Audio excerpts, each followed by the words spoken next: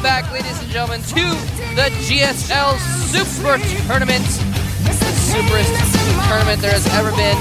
The round of 64, and even though it is the early rounds of this tournament, we have seen already some spectacular games both yesterday and already today. I am super stoked about our next series that we have coming up here. We have 3 more series, so do not go away. It's not time to sleep yet.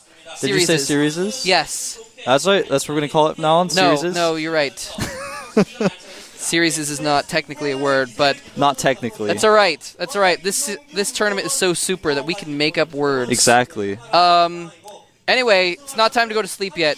It's definitely not, have to stay up. Those of you watching on the West Coast who stayed up till 2 a.m. to watch this, those of you in Europe who stayed up till 11 a.m. to watch this, or woke up, you know, I guess, if you're like a farmer. You've got all the times memorized. I'm just thinking to myself about it. I just didn't even know.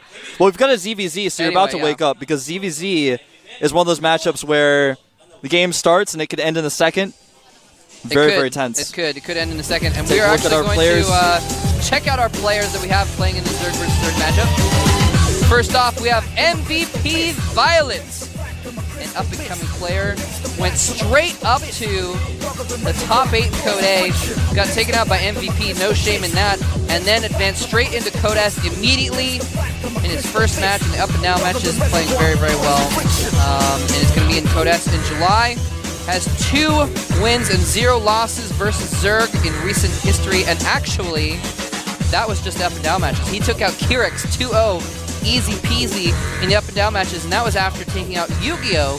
2-0 in Code A. So this guy is undefeated in public Zerg vs. Zerg. That's exactly 4-0 right here.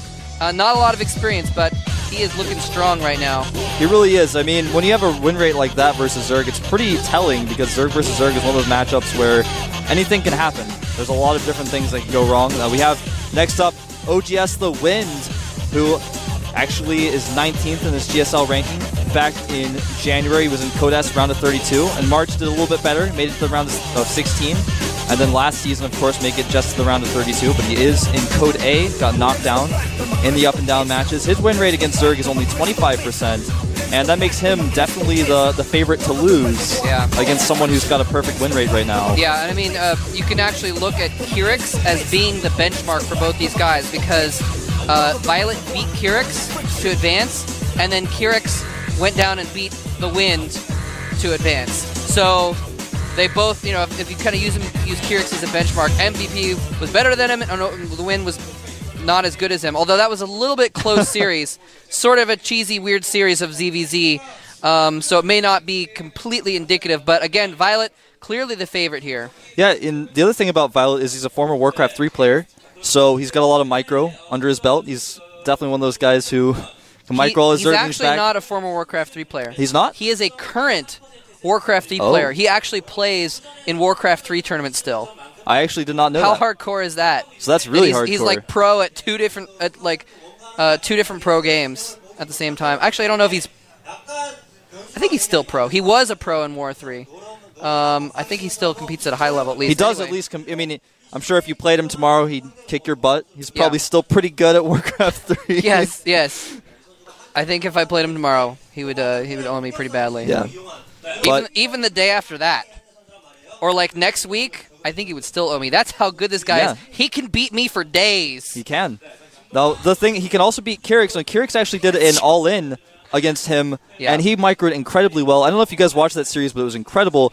He microed his drones and his Zerglings like I've never seen before. Like, it looked like he was so dead. He had no chance of holding, and he held it just barely. Yeah. So that's the kind of guy that we're going to see today against the Wind. So we'll see how the Wind, an older player whose mechanics and micro, some people would say, are not as good because he's getting a little bit older. We'll see how he fares against a player who's awesome at it. He is the OGS coach, oGsTheWind, and the thing he has going for him is he's really smart.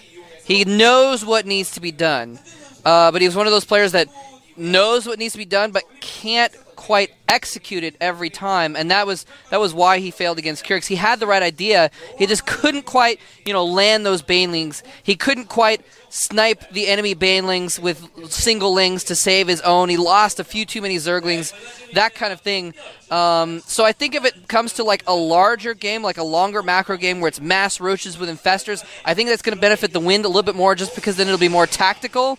But if it's a smaller micro game, I think Violet's going to come out on top. I would agree 100%. He's got that really good game since he knows when to attack, when to make roaches, that kind of thing. But when it comes to actually executing the attacks, he does get a little bit sloppy sometimes. We're going to jump into this game here in just a second, Moltrap. Yeah, I'm excited. I'm excited to see what happens here.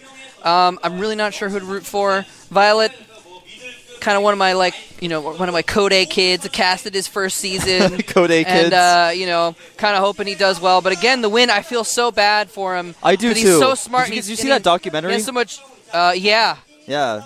It makes me feel really sad for him. You see him, hanging out with his friends and stuff, and he's like, I really still want to be in Code S. He's got the Wind tier for you. Yeah. A lot of legends are going to be in Code A next season. I know. It's a very changing, dynamic scene right now. The Wind, Rainbow, Boxer, some of the oldest of old school players fighting to retain careers here in StarCraft 2. But again, even though we say his mechanics are a little bit low, he's still a very capable player. He actually got to the round of 8, I believe, of the previous season of Code S. So he is a strong player when he puts his mind to it. He does. He's got some really, really good results under his belt, that's for sure. So he's no pushover by any means. But against Violet, I'm not sure how he's going to fare. Yeah. I think a lot of it's going to depend on the builds that we see from these guys. Yeah, hopefully the Wind has been practicing a lot too. He hadn't really played many matches versus Zerg in the last few seasons up until Kyrix, basically. He hadn't played very much versus Zerg, so kind of might have been a rusty matchup for him. But he's had a week to prepare. At least, a couple weeks, I guess, whenever they reach the bracket. He's had a while to prepare, so he's probably been practicing his versus Zerg. And the thing about the Wind, as far as his practice regiment goes, is he knows how to practice because he's a coach. And he knows exactly what to practice, so that's the easy part for him. The hard part is actually just doing it over and over and over again because he doesn't have a lot of time. He's a coach. He's really busy. His mechanics are the part that's a little bit weaker because he doesn't have enough time to crank out those ladder games like everyone else does. So that's going to be the thing he really wants to practice his execution, his micro. And remember, OGS has Zenio, who's a pretty good Zerg versus Zerg player on it. So the Wind has a little bit better of a practice partner, I think. Now, of course, players sometimes do go outside of their team to find, to find practice partners. So Violet may have looked up Nesty and asked her for some tips, for all we know. But, that's true. It's definitely possible. Anyway, but yeah, again, Violet clearly a favorite here, but we've already seen one upset today. We almost saw an upset or two yesterday, so you can never really call StarCraft games before the GG gets thrown down there. That's exactly right, especially in ZVZ because anything could happen. Yeah, ZVZ. If you land like one lucky Baneling on a group of Lings, that can win the game for you. And Violet, he's a very, very strong player, but he's not like at the perfect level where he won't make those mistakes. It's not likely. He's very good, but it could happen that he might just accidentally let something go at the wrong time or accidentally move his queen off the ramp at the wrong moment, that kind of thing. Those type of things can happen, and you've got to be on tip-top shape of everything that you're doing. You've got to keep your drones up because if you have 3 less drones than your opponent and you're not pressuring during that moment, you're going to fall behind. Yep. Now, the first map is going to be Metalopolis. Relatively small map, which actually might even favor that early Baneling, Speedling play. Yeah, it all depends on the positions. Of course, close spawns have been disabled due to some community community feedback, shall we say, about those maps. Yeah, well, it was just the close positions by land were just very, very close. It was it made for some bad really games. Difficult to spot and fend off rushes that happen on there. So, hey, there we go. Some fans from... Oh, man, I forgot where they're from. I don't know where they're from. Oh, and behind there, that was Monica in the background, by the way. She was too embarrassed to hold up a sign, so I told her that I'd tell her boyfriend, Will, that she's here and not him, haha. Because that's why she's here. Her parents are here, and they have no idea what's going on. That's pretty funny. Well, shout-outs to Will. Yeah, shout-outs to Will. Monica's here for you. I had, some of my family have like watched me on the GSL the last season, and like so I've gotten some feedback. My mom told me that my uncle like emailed her back. He said like he emailed my cousins and said, "Oh, you've got to check out Noah on this Warcraft Code A game show. It's so cool." And I was like, yeah, sometimes the parents don't always understand, but it's always good that they're supportive. That's true. But again, though, this is a really good place to get new people into StarCraft as well. GomTV, even though it's in Korea, based out of Korea, originally kind of a Korean tournament, really wants to reach out to our foreign fans who may not have as much of a grasp about what esports is. And that's why we're here. Exactly. To explain things that are going on. So tell your friends. Definitely. I mean, even if your friends don't play StarCraft or aren't really that big into gaming, it's a huge scene out here. A lot of people watch StarCraft, especially in Korea, that don't even play it and never have and never will. We actually get people in here in the studio that come to watch live games that like have never played StarCraft. So don't be afraid to tell your friends. Don't be embarrassed. You like it. If you like something, you shouldn't be embarrassed to tell your friends about it. That's how I feel about it. That's right. Anyway, we're going to get started here pretty soon. Yeah, just waiting for those Korean commentators to wrap it up. That's right. But yeah, make sure you tell your friends about us if you want, by the way. Just go ahead and plug Twitters and stuff like that. Oh, yeah. GomTV is GomTV's Twitter. You can follow GomTV there. They actually put out, they're really good about putting out like announcements for like, say, when new casters are going to be starting or stuff like that. Sometimes when they put out the tournament schedules, so you can follow GomTV there. I am Moletrap. You can follow me at Moletrap, and you are, I believe, at FXO Wolf. Yes, FXO Wolf. Yep. MVP. Oh, MVP. Sporting his jacket over there. Most valuable player. There we go. But yeah, and that one of the other cool things about here at the GSL studio is that there are actually usually about half foreign fans. Yeah, so you don't feel alone. Which is a little unexpected. But yeah, there's actually usually about half. In fact, there have been some days when there have been like 3/4 of the fans here have actually been non-Koreans who have come to the studio here. So we get a lot of people that are here like on vacation for a week. So they stop by and watch some GSL games, or you know, they're here for a couple months studying or something like that, and they stop by for some GSL. Oftentimes, if that's you, people from the military, you should come here. Yeah, we'll say hi to you, shake your hand. Take the purple line, line 5, get off at Mukdong Station. Walking over here, I think there's a guide on the GomTV.net there is actually. website on how I to actually get have seen it, but I'm really bad with subways. Actually, Moletrap pretty much just tells me everywhere to go, and I follow him around. The subway system is relatively easy. You just gotta look at the signs and like figure out which way you're going. It's it could be easier, but you can figure it out. It's pretty simple, especially if you used subways before. But I really haven't that much, so for me, it's a little bit different.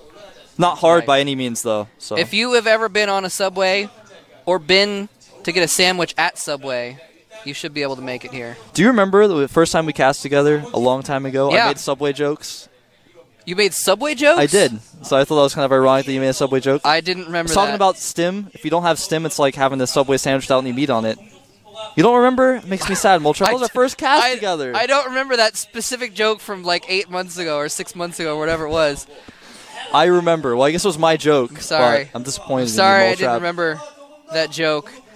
Don't worry. There will be more jokes to be made. More jokes indeed. Yeah, Tasteless and Artosis usually go to Subway before their cast. Oh, really? So there's one around here. I don't. Yeah, that's what Trevor told me. I actually don't know where it is. I don't know. I would have to try to get some Koreans to come with me so I could order my food appropriately because I'm a really picky eater, and then when I go to restaurants, I just kind of like I don't know what to tell them. Tasteless don't have that much Korean, but they still manage to get extra pickles on their sandwiches. So maybe there's a way of indicating it. I don't know. Sometimes maybe you might have that kind of face that says, I want extra pickles.